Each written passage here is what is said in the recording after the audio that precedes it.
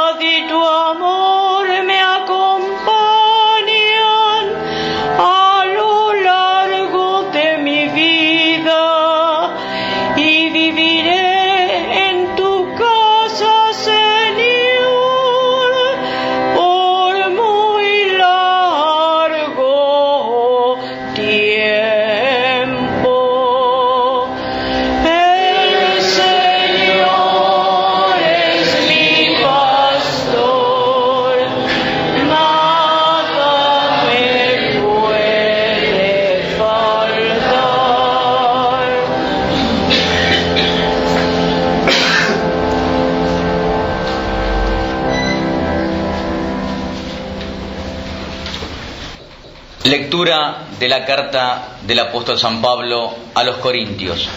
Hermanos, Cristo resucitó entre los muertos, el primero de todos. Si por un hombre vino la muerte, por un hombre ha venido la resurrección.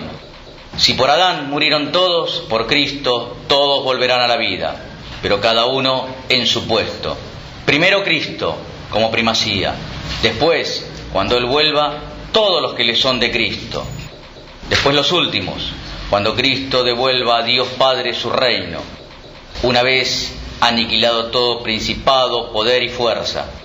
Cristo tiene que reinar hasta que Dios haga de sus enemigos estrado de sus pies. El último enemigo aniquilado será la muerte. Y cuando todos estén sometidos, entonces también el Hijo se someterá a Dios, al que se lo había sometido todo. Y así Dios lo será todo para todos. Palabra de Dios.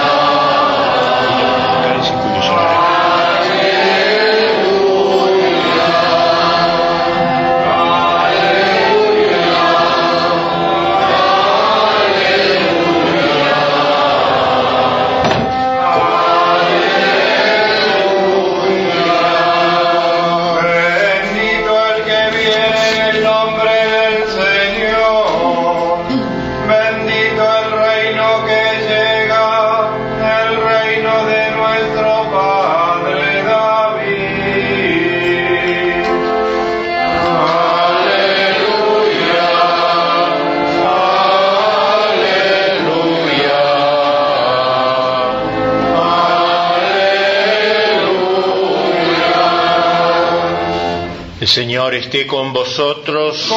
Lectura del Santo Evangelio según San Mateo. Gloria a ti, Señor.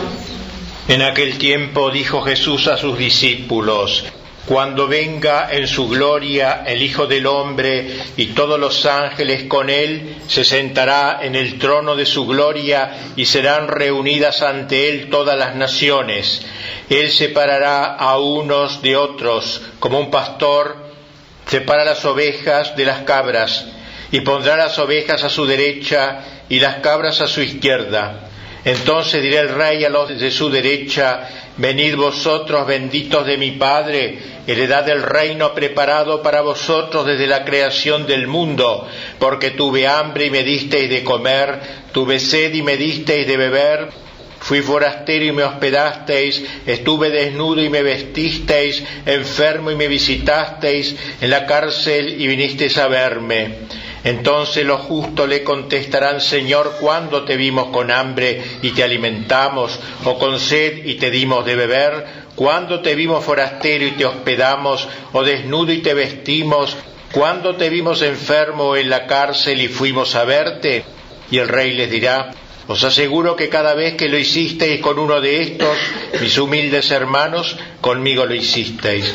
Y entonces dirá a los de su izquierda: Apartaos de mí, malditos, id al fuego eterno, preparado para el diablo y sus ángeles, porque tuve hambre y no me disteis de comer, tuve sed y no me disteis de beber, fui forastero y no me hospedasteis, estuve desnudo y no me vestisteis, enfermo y en la cárcel y no me visitasteis.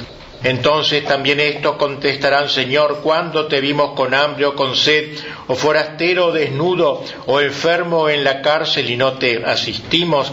Y él replicará: Os aseguro que cada vez que no lo hicisteis con uno de estos, los humildes, tampoco lo hicisteis conmigo, y estos irán al castigo eterno y los justos a la vida eterna. Palabra de Dios. Con esta solemnidad de Cristo Rey termina el año litúrgico, es el último domingo del año litúrgico. El domingo que viene ya empieza el nuevo año con Adviento, el primer domingo de Adviento y luego Navidad, etc. La Iglesia quiere como terminar todo el ciclo del año con esta festividad, con esta solemnidad de Cristo Rey, un poco para solemnizar y dar un sentido a todo el curso, a todo el devenir del año transcurrido. Para esto nací, para esto vine al mundo, respondió solemnemente Cristo cuando Pilato le preguntó en su momento: entonces tú eres rey, según lo acusaban los judíos allí presentes. Y él respondió esta frase: para esto nací, para esto vine al mundo. Nos impresiona esta fórmula que da tanta importancia a la realeza de Cristo, que no es algo adjetivo en su vida, sino algo sustantivo, sustancial de la misión. Se hizo hombre para ser rey, para eso vino al mundo, para dar testimonio de la verdad, que es la expresión suprema de la realeza. Podemos preguntarnos cuál es el ámbito de la realeza de Cristo, a dónde debe llegar este poder, esta realeza del Señor, y debemos señalar con los autores de la tradición católica que hay dos grandes ámbitos. El primero es el ámbito personal, individual. Cristo quiere reinar en el interior de cada uno de sus seguidores. Por eso él dijo en cierta ocasión: mi reino está dentro de vosotros. Es decir, Cristo quiere dominar todo nuestro ser, que nuestros pensamientos se hagan coherentes con los de Él, que nuestros afectos sean los afectos de Cristo, que nuestros odios, ¿por qué no decirlo?, también los odios de Cristo, el odio al pecado, etcétera, que nuestras indignaciones sean las indignaciones de Cristo. Es decir, Cristo quiere reinar en nuestro interior, quiere que le pongamos un trono adentro nuestro. Pero la realeza de Cristo no concluye en este ámbito interior, como luego sostendrían algunos católicos o pseudo-católicos, como que el cristianismo es algo individual, algo de sacristía, sino que también hay un segundo ámbito de la realeza del Cristo. El mismo que dijo: mi reino está dentro de vosotros, ha dicho en otra ocasión: se me ha dado todo poder en el cielo y en la tierra, todo poder. Es decir, es la realeza de Cristo en el ámbito social, la realeza social de Jesucristo, como se ha titulado a este segundo ámbito de su poderío monárquico, imperial. Dos ámbitos, pues, el ámbito privado y el ámbito público. Cuando Cristo llega al ámbito público, cuando llega a dominar en el orden temporal, tenemos lo que se llama la cristiandad, es decir, una sociedad que se ha dejado impregnar por el espíritu del Evangelio. Campo político, que es el más importante, porque la política da forma al Estado, a los ciudadanos del Estado. El ámbito cultural, el ámbito de la economía, el ámbito del trabajo, el ámbito de la belleza, del arte, es decir, todo el orden temporal. Cuando es impregnado por el espíritu del Evangelio, es cuando Cristo realmente se puede decir que reina en la sociedad, no solamente en los individuos, sino en la sociedad. Dos ámbitos, pues. Frente a este anhelo de Cristo de reinar en los corazones y en las sociedades, o mejor dicho, como un telón de fondo de estos dos ámbitos a los que Cristo se dirige, han estallado en la historia dos grandes gritos que consuman dos proyectos históricos: el proyecto de Cristo y el proyecto del enemigo de Cristo, de Satanás y de sus adláteres. El dominio del señorío de Cristo puede encontrarse resumido en aquella frase que se encuentra en el apóstol cuando dice: es necesario que Cristo reine. Este grito de Pablo es el grito de la Iglesia, de los fieles a la Iglesia, es el grito que ha gestado, digamos así, el orden de la cristiandad, y que después de las grandes persecuciones del Imperio Romano, con la conversión de los bárbaros, logró una irradiación, una encarnación histórica durante la Edad Media, donde el orden temporal estaba sometido, con todos los pecados inherentes a la condición de la naturaleza humana, estaba sometido, al ideario, a la doctrina del Evangelio. Pero hay otro grito proferido por aquellos circunstantes de la pasión de Cristo, judíos sobre todo, que gritaron: no queremos que éste reine sobre nosotros, Se negaban en ese momento a aceptar esta realeza de aquel que había nacido para eso, para esto nací, para esto vine al mundo. Ellos contestan, no queremos, es el repudio a esta realeza de Cristo. No queremos que Cristo reine ni siquiera en los individuos, pero sobre todo no queremos que reinen las naciones. Y este grito también se ha institucionalizado, podríamos decir, en lo que se ha dado en llamar la gran revolución anticristiana de los últimos tiempos, a partir del Renacimiento paganizante, pasando por la Reforma Protestante, pasando por la Revolución Francesa, siguiendo por la Revolución Soviética, llegando al globalismo y la inmanencia actual. Toda esta gran sociedad, esta es una gran revolución anticristiana de 4 siglos que ha marcado a la sociedad y ha creado una civilización que los papas llamaban moderna. Si bien la palabra es medio genérica, ya que toda civilización es moderna de su época, pero cuando hablan de civilización moderna se refieren a la civilización producto de este pensamiento, de este no queremos que Cristo reine sobre nosotros, o hombre moderno también, el hombre gestado por la revolución anticristiana. 2 grandes gritos, pues: es necesario que Cristo reine, no queremos que éste reine sobre nosotros. Son lo que San Agustín llamaría las 2 ciudades, la ciudad de Dios, que pone el primado de Dios y todo lo que no es Dios subordinado a Dios, y la ciudad del hombre, la ciudad soberbia, que tiene el primado del hombre, el hombre con mayúscula, el hombre prometeico, y el desprecio o la marginación o la expulsión de Dios, el ámbito de la sociedad. 2 ciudades en las cuales trabajan también los ángeles buenos unidos a los hombres de la ciudad de Dios, y los ángeles perversos unidos a los hombres de la sociedad del hombre prometeico, del hombre orgulloso. Por eso dice bien San Agustín que no son 4 ciudades, las de los ángeles buenos y malos 2, y la de los hombres buenos y malos 2, sino que son solo 2 ciudades en una alianza preternatural, más allá de la naturaleza, que no la podemos percibir porque los ángeles no son visibles, pero que actúan ayudando a los que quieren ser fieles a Dios, y actúan los demonios ayudando a los que quieren negar la realeza de Cristo. Dice San Agustín que ambas ciudades tienen su propio rey. La ciudad de Dios tienen por rey a Cristo, y con eso estamos en nuestro tema de esta solemnidad, y la ciudad del mundo, del hombre, tiene por rey a Satanás, que es el enfrentamiento de las 2 ciudades de San Agustín que explican la historia, que San Ignacio a su modo habla de 2 banderas. De manera semejante, los santos pueden variar las palabras, pero el contenido es el mismo. Pues bien, hoy se quiere destacar sobre todo esta realeza social de Jesucristo, que es la más olvidada.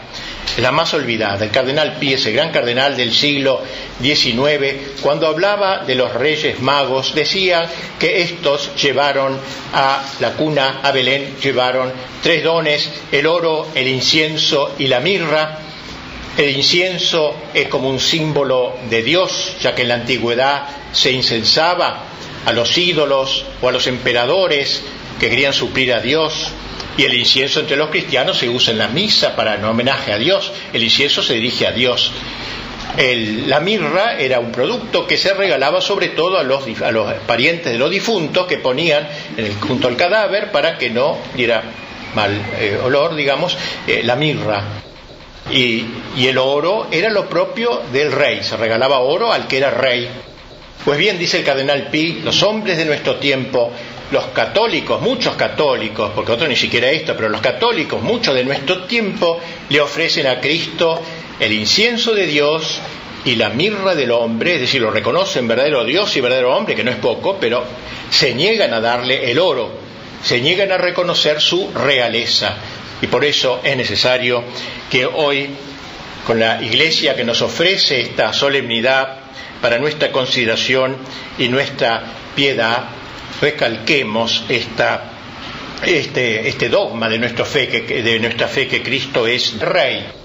Precisamente los católicos que se han negado a llevar el oro de la realeza, los católicos que no quieren que Cristo reine en el ámbito social, sino que solo lo quieren introducir en su interior o a su familia, en el mejor de los casos, o en la sacristía, han recibido un nombre, católicos liberales, que se lo dio el Papa Pío IX, diciendo que eran los peores católicos, en realidad, porque hacían un contubernio, una mezcla entre el cristianismo y la mentalidad del mundo, de la mentalidad que no queremos que Cristo reine sobre nosotros.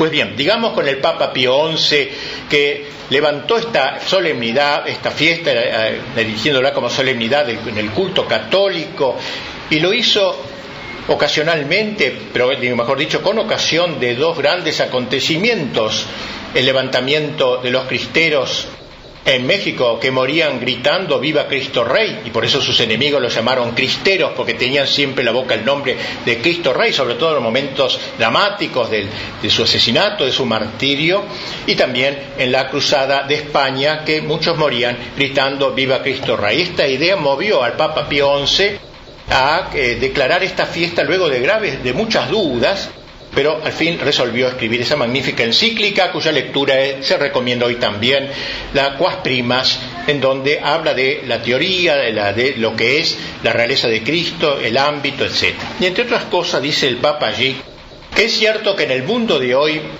ya el Papa hablaba en 1925, o sea, ya estábamos en épocas bastante modernas, podríamos decir, ya había pasado la Revolución Francesa, estábamos en la Revolución Soviética, un momento de apostasía que se iba generalizando, aunque no tanto como hoy.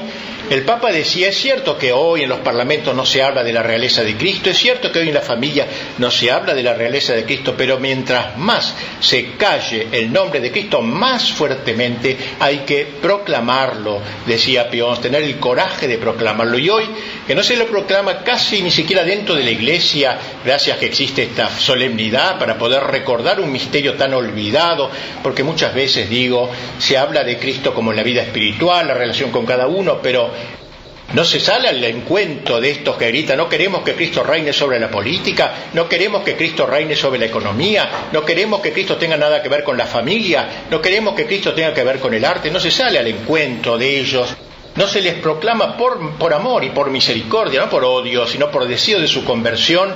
No se les proclama, que es necesario que Cristo reine, ya que, como Él dijo, para esto nací y para esto vine al mundo.